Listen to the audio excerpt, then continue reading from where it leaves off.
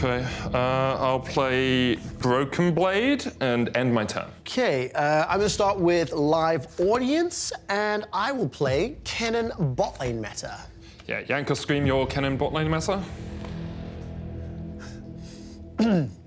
I'm gonna start with Yamato Cannon's inspirational speech. That's gonna activate Hylissang's Playmaker ability. I get to draw 2 cards and play one of them for free. I'm gonna play Whippo's Weird Champion Pool. That allows me to draft any 2 champions. So naturally, I'll draft Garen and Yuumi, activating 2019 Fnatic Fan Trauma. I have to discard a player in order to play 2 additional cards from my hand. The first card I'm gonna play is a Reckless Fist Bump pose, and then Upset, whose stats are doubled if there's no Reckless on the field. And finally, my favorite card, Caps 2018. On my next turn, it's GG. You're over, I win. Okay, yeah, is it my turn now? Sure, by all means. Cool, excellent. I will play totally legit roster acquisition, which means I get to select any one of your players. I'm going to take 2018 Caps. That's broken! Yeah, it's pretty strong. Now, 2018 Caps entering the battlefield triggers Mithy's mentorship ability, meaning that I can play an event card from my hand for free. I'm going to play Capital P, which upgrades 2018 Caps into 2022 Caps, who has the special ability Crowd Buff. If there's a 1v1 or a 2v2 in front of a crowd, he wins. I should not have played live audience. No, probably not. Now I'm going to play Grabs, whose bad drafts would usually resolve here, but Dylan's good drafts actually cancel them out, leading to an unresolvable draft vortex. Now, when an unresolvable action occurs, I can play whatisgoingon.jpg, search through my library for 2 support cards. Now, I could play Carlos, but we both know he's not that strong. So instead, we both know the card I'm gonna pick. Shit. That's correct. It's FLICKR's Duck. That gives me 5 Duck buff cards. I'll select L+ ratio 5 times. Do you think maybe it's time for you to concede? Wait. I have an answer. I've got a card with so much power that G2 has never once tasted it. A card that only Fnatic can play. I play the Season 1 World Champions. Trevor, that card's as old as you are. It's neither relevant nor legal. So yeah, L+ ratio. L+ ratio, Young Buck, you can go to XL. L+ ratio, Upset. L+ ratio, SOAS. Maybe a little L+ ratio over here on Broxer, go back to NA. L+ ratio on Hylissang.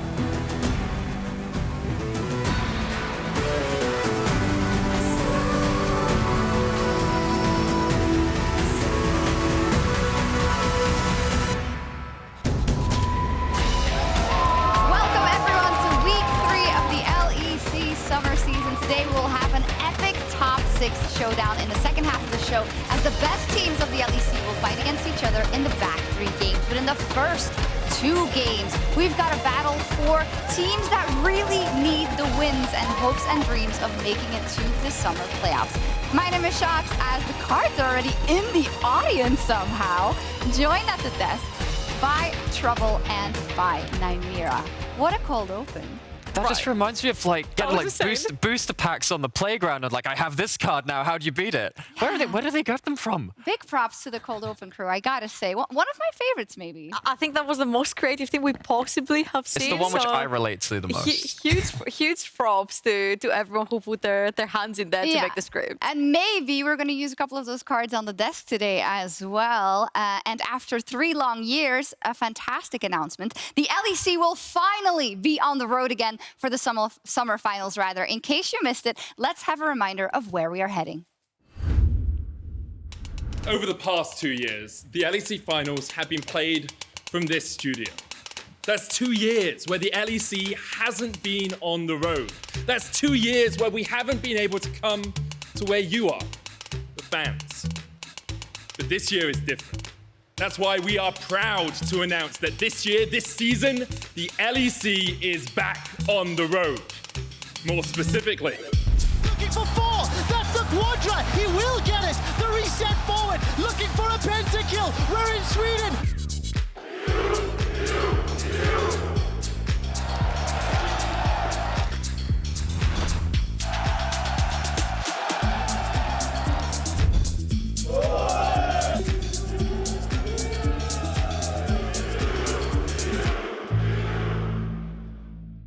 Well, here we got some beautiful scenic videos of Sweden itself, and tickets are on sale right now. You can head over to lec.gg/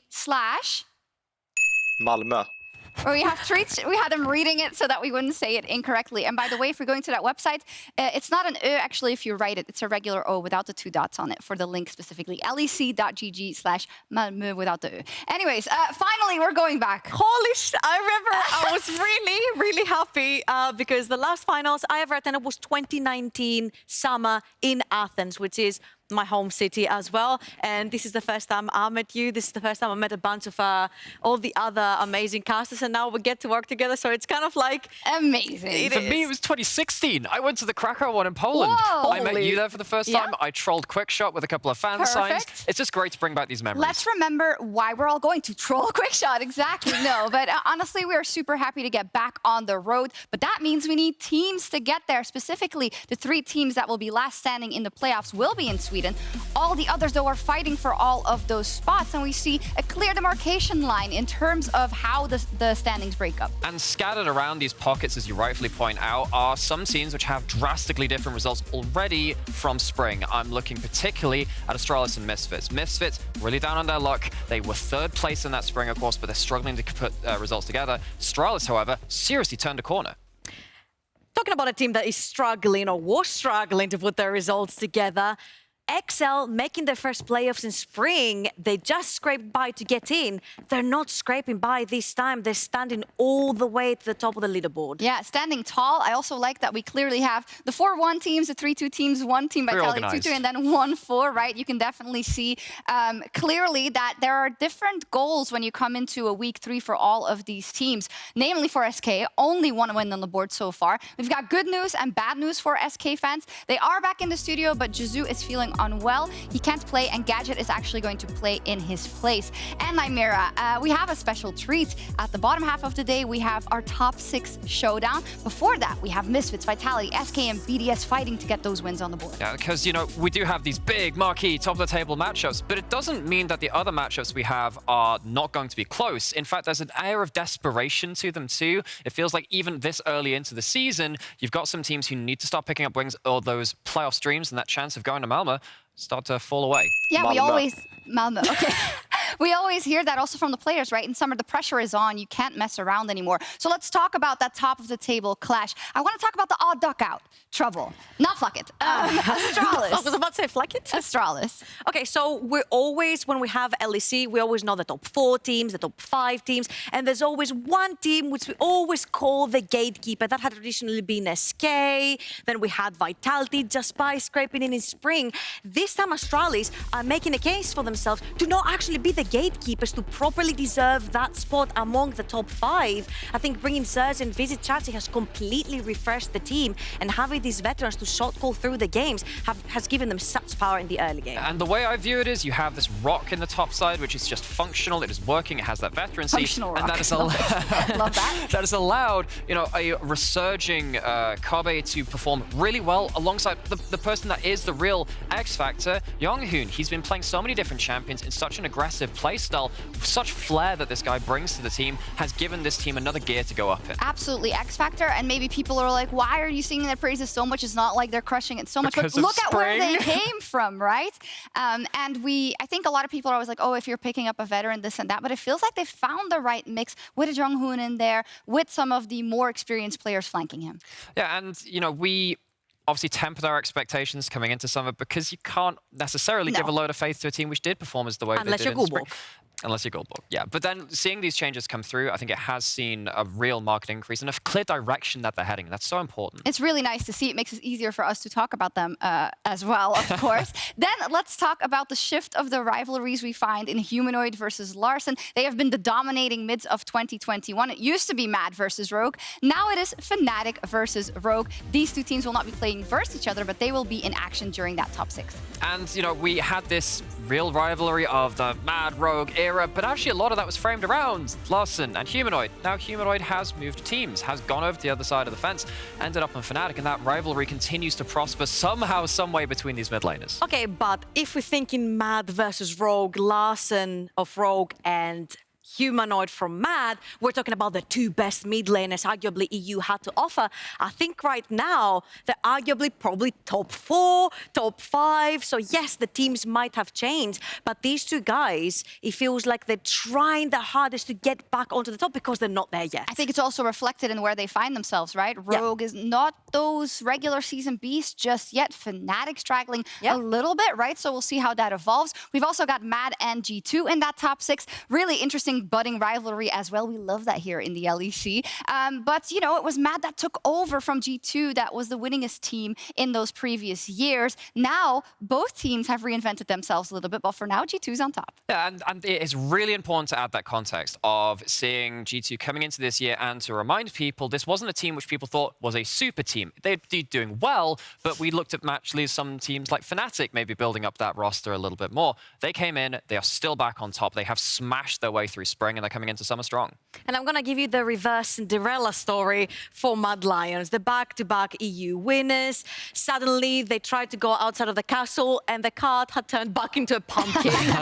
They needed to go back to the garden, place the seeds and start anew.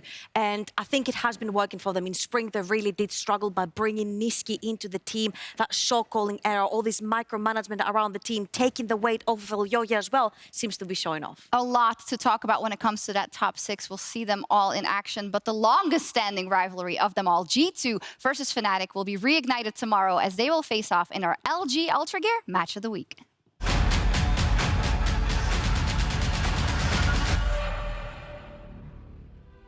The quintessential team of good chemistry equaling good results is defined by G2. G2 claim!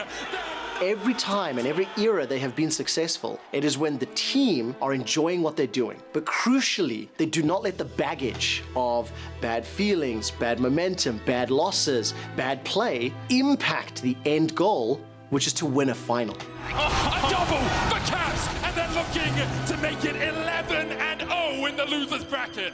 I think the reason why it didn't work out in the end again was just a lack of team chemistry, I felt. It was our first split and I felt like we were not so good as a team yet, even though we were all really good individuals. So I think that's our main focus. And Rogue will be the final boss in the LEC. I think it's very easy to just go for players that have the strongest skill. That's just not going to win you the game when it comes down to a long game, a drawn-out game where you fall super far behind and the game is frustrating. You want to give up, you want to stop it. That's why you need a team that has a strong bond to keep going. Even when the game is looking completely lost, you want to keep going and make it as miserable for your opponents to win as possible. Dragon is started up. They're going to start it on, and Yanko's looking for the steal. Caps! Oh, wait, does Caps steal that from over the wall? He gets the Hextech Soul for G2. Now on the backline trying to do what he can. Caps putting the damage down is a double for him. Fnatic is a finicky example of a team that can flirt with success and fully embrace failure. They're a team that is trying to look for that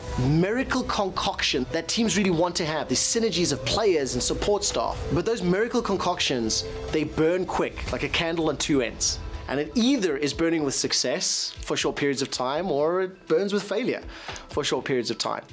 As we signed this roster, the expectations were either we win or nothing is good enough. There was almost never a moment where we really celebrated any type of progress. Often we took for granted that a lot of the mistakes we're making are easy and they will solve themselves with time. Assuming something is easy just because it's easy for you is a very poisonous thing. And we need to just create an environment where we can share our experience and share our knowledge rather than setting expectations that are too hard to reach. G2 take an undefeated week 1. I think Caps doesn't give a damn about expectations. On the flip side, Upset is more extroverted in that approach. So the expectation that he puts on himself, the expectation that Fnatic puts in him, the expectation that I put in him, the fans put in him, weighs on him differently. Oh, he's not gonna damage. He just kills him. Triple kill. I firmly believe that there is enough time in summer for Upsets, for Fnatic, to take a few steps back to build up the absolute best version of the team. Every time you have an opportunity and you miss it, it's of course very heartbreaking, especially if you have been close so many times. But in the end, it's not an easy thing to win the split, and I'm just gonna keep trying till it works out. Wow, a huge shout out to Trevor for the analogy with the candle about Fnatic. Really love that. Imagine if these two teams make it to Malmö. No treats? Okay, great. Reminder to get your tickets right now at lec.gg/Malmö. So, yeah, when it comes to this matchup tomorrow, Laura, we have two teams that started the season very differently, and I would say G2 much better than Fnatic. I mean, G2 coming off as the winners of Spring from MSI, they have a more solid base overall than Fnatic, who, as they mentioned in the video, and when I talked to Upset and the whole team, they're like, we need to found ourselves, and we don't have an enough solid base right now. So yeah, even though it's like a super hype matchup, I would rather give it to G2 for now, in the sense that Fnatic is just trying to build as a team. And I think this is the scariest part, when you think you've actually got it, but not even G2 has it right now, right? They're trying to scrape by whatever drafts they can, but they're making it work because that is their strength. The wacky drafts, the weird champions, this is what makes them a team. Whilst on the other side, Fnatic, I feel like they're lacking the foundation of stability, making sure that they have one part of the game steady so they can work on the other. And we'll see tomorrow how that plays out. You might be wondering, Shox, why are you in the middle? Well, from the best teams in the Well, LEC. not really. You're leaning towards me, so we know why. Is she really? But why is it? Well, we want to talk a little bit about some of our ERLs. We love them over here in Europe, and specifically the LFL versus the NLC. The rivalry continues. I have Trouble. I have Lore, of course, Trouble for the NLC, and Lore for the LFL. And I wanted to ask about the top teams of your region and why we should be excited about them. We have to talk about LDLC OL right now. They're dominating the LFL once again. 11-0 in summer, which is one of the longest winning streak we've seen in the LFL, combined with 43-10 in 2022, one of the most dominating team in IRL history.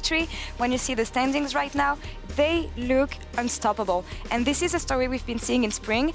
LDLC OL has always been the team on top of the meta. Every patch, at any iteration of patch, they were leading the pack, always on top, improving with new picks. You can see right now the mid lane Zeri, who was deadly for KC.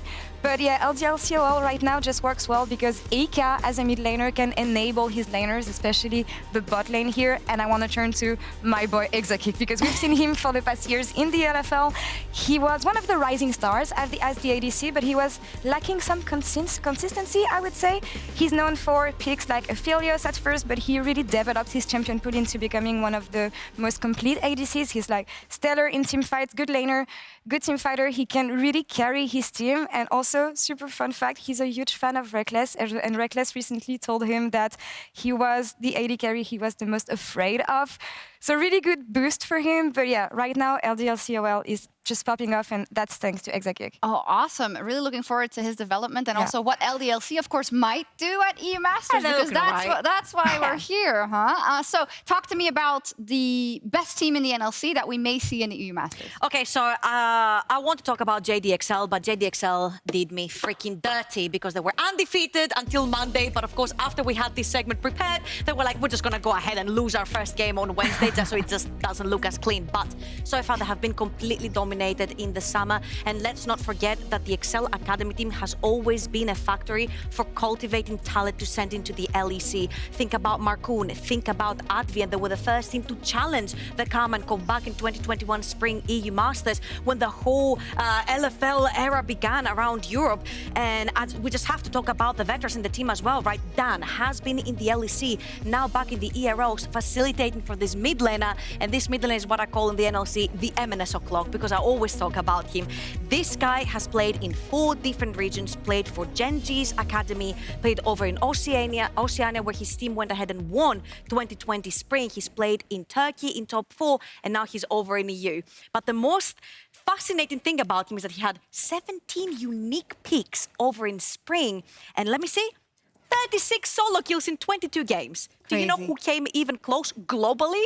No, someone from the LCK maybe? it was T1's Zeus with 42 kills in 74 games. That's crazy. They play so many more games. So that's awesome to see. And this is what I love. I know that you are both very passionate about your specific ERLs. Also because in the Masters, they clash sometimes. But who's going to get the upper hand? Got an L+ ratio for both of you? Yeah, it's not even a rivalry. Maybe your top honestly. 1 teams are not even going to make it or something. But Like, game go. the finals are not even fun in the UMass if there's not an LC It is team. not funny. We'll see in finals. Okay, cool. Thank you so much for that preview. And Trouble, I believe, since we have a bit of a new patch, that you're going to run us through it. Well, talking about Excel, they do pride themselves, whether it's Academy or the LEC team, in reading the meta very well and staying ahead of it. And talking about meta, hello, Nemera. Hey.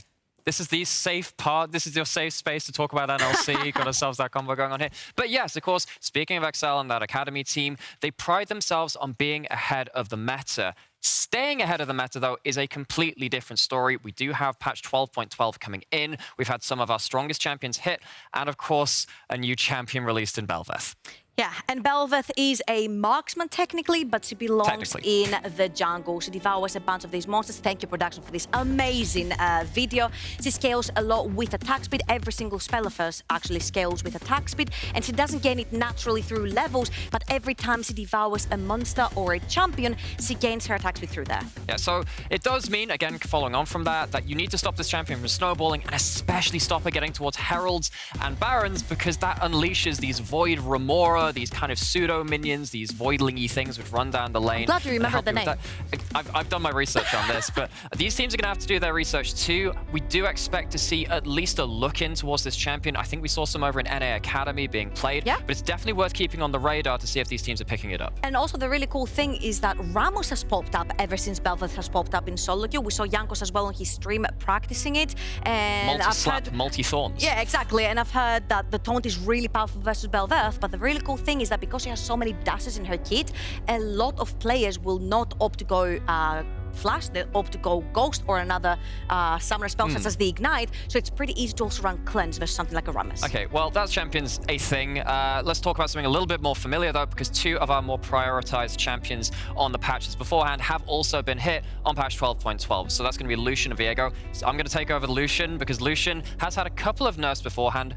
The durability patch also kind of hit this champion because they were really being played with Nami in kill lanes, looking for big burst combos. And now on this patch, lost some base AD, just the 2, but then having less base damage on their Q, piercing light later into the game at higher ranks, does mean that once again, that kill threat is starting to just ebb away. So it might be getting to the point now where Lucian isn't on those bans, probably will be while we get to grips with it, but it's worth keeping on the radar to see if it is going to start flowing away. Talking about kill threat, though, I think the kill threat of Viego, especially in the later on game fights, was huge. Getting that reset, getting the healing through the reset, and making able to snowball through these fights was key for this champion, especially since you go a little bit unseen through the early game, just because of how blind peekable he is. He doesn't necessarily have any bad matchups to his name, but now being hit on these resets on the weaker targets and the low HP targets, and also the healing from the passive when you grab a soul has been nerfed as well, might hit him a little bit further down the jungler list. So what I'm gathering from all of this, and my own take, would be that it's just harder to get those crazy pop-off moments that we've known from this champion in the past. Yeah, and talking about the past, I'm going to talk a little bit about the future,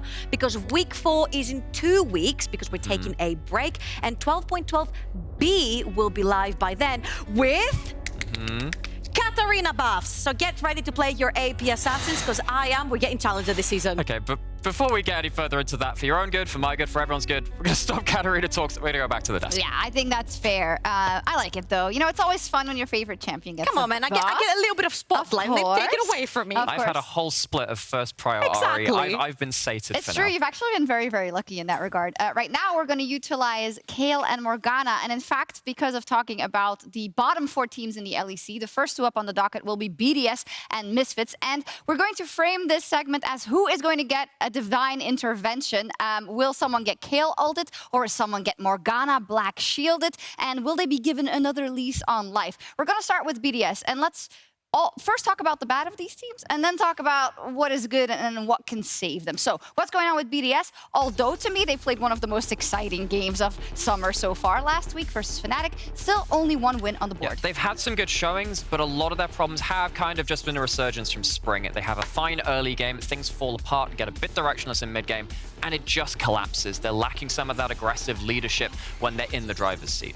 Yeah, and I felt like over in spring, we also had Synchro under the microscope, right? We're like, BDS is falling apart, but this guy is so freaking good. He's invading, he's getting advantages for his lanes, and then what? Then, as you mentioned, it falls apart. Their objective control is not the greatest because their vision control is not the greatest. And once we've seen teams lose one pure team fight at that neutral objective, the whole game can be turned around. I mean, that's especially sad when you look at games that went so long for them also last week, right? Specifically that Fnatic game. Such a heartbreaker. But I feel like there are good things that we are seeing here. So are they going to get a chance to make that run to the playoffs? What is the good you see? And I'm going to make it spicy and give you a timer of 30 seconds to convince everyone that BDS is the real deal. I'm so ready. I am going to cast my Kayle ultimate on BDS. Okay, so this team has changed a lot coming into summer. They've ended up, of course, changing their top lane and that support, but they've kept the engine house together. That mid-jungle, when they have priority picks, when they can brawl and they can start fighting, can take games to the very best teams in the league. They beat G2 playing around their mid-jungle. That is no small thing. I think this team has a real upper end, and I have several seconds left. Their mid-jungle's great. I think they can turn it around through that and solve their mid-game with aggressive playmaking. Oh, I love it. And 4 seconds left. Okay, impressive. Yeah. Almost time for like a real Kayle. Almost. Almost. Exactly. I like that you called out kind of jungle and mid. I mean, specifically, they didn't end up winning that game, which I actually really would have given it to them, but unfortunately, Upset stole the Baron, of course. But, you know, that nuclear int Kog'Maw, for instance, that is not an easy thing to do, right? When you have to be able to poke and then make sure that when the team fight happens, they are low enough for you with your team to engage on. That is not easy. I think it takes a little bit of courage to come into the split when you've been criticized a lot in spring and actually bring something new and fresh to the table, and especially something that's so difficult to play with perfect positioning. Bringing in a curveball against a team like this takes a lot. I agree. So positive signs yet for BDS. Then for Misfits, also only one win on the board so far. So what has not been going right for them? I mean, okay, their level 1 seem a little bit atrocious. Zlatan always gets spotted by vision because Misfits do not cover their jungle very well, level 1, which means he has been tracked for the entire game, for all the games they have lost. The bot lane usually loses control 2v2. Vito is no longer on his Astralis and Silas to make these plays, so it's really difficult to turn around a 10k deficit. And speaking of turning around deficits like that, they don't even have the same champion pools to punish those really weird mistakes. Stuff like that Jinx is no longer really meta, and I think losing that has hurt this team hugely. And well, it shows also, unfortunately for them, right? 3rd place in the regular season, now only 1 win on the board. So, Trouble, I'm gonna put you on the spot and give you 30 seconds in just a bit to tell me if Misfits deserves a Morgana Black Shield, if they can turn it around. Are you timing me? I would if I had a watch. Oh my god, it's already going on. Okay, so level 1 has been fixed, especially in the game against SK. They managed to get that bot lane priority. Zlatan was unspotted throughout the entire time in the early game, and they managed to get early game leads. Now, how did this happen? Because Vito found a playmaker in this meta, which is Namera's favorite, Ari. And using that together with the jungle and bot lane pressure, they managed to bleed the map. Now, something very important about the map is that Irrelevant is up on the top lane. Okay, but they ate 4 of my seconds. Yeah. Oh, that's true. You're exactly. Right. So Dastardly plan for me to remove time in the from top you. lane is very, very stable this season. That's what they needed from spring. Okay, but I hear something about an Ahri, and if I've been watching the Misfits games, Vito's champion pool always gets pinched. There's no way he's going to get that. And that's the problem, right? So you need someone else to start picking it up too. I think you're right to call out some of the early game problems. I think that Zlatan and Mercer, we saw some of the upper end of what they could do in spring. I'd love to see a bit more of that. And on the champion pool in general, again, just look for those picks which can turn around big fights. Okay, we've also got 2 top laners who are getting their first taste of the LEC stage experience, and one of them is BDS's top lane rookie Agresivo. Let's take a look at his newcomer interview. Hello, I'm Agresivo. I'm a top laner for Team BDS. So previously, in my couple of years, I was playing in LFL. I'm from Poland, I'm 22, soon 23 years old. It's a bit old for a rookie, I would say, but I don't really mind. I started playing League, I would say, at Season 1, so I was basically playing some normals at the start, and then at Season 3 or Season 4 I just started to play ranked games. And I started playing competitively in like 2016, it was like or like 2015, something like this. It was like my first official tournament, like Polish championship, but since 2018 I went pro. My favorite champions are the more aggressive ones. It's like Akali, Irelia, Kennen, Jace, something like this. In my spare time, basically, I'm just watching replays and everything about League, I guess. But I really like to play table tennis, and other than that, I'm usually just either like watching a series or meeting with my friends. That's all.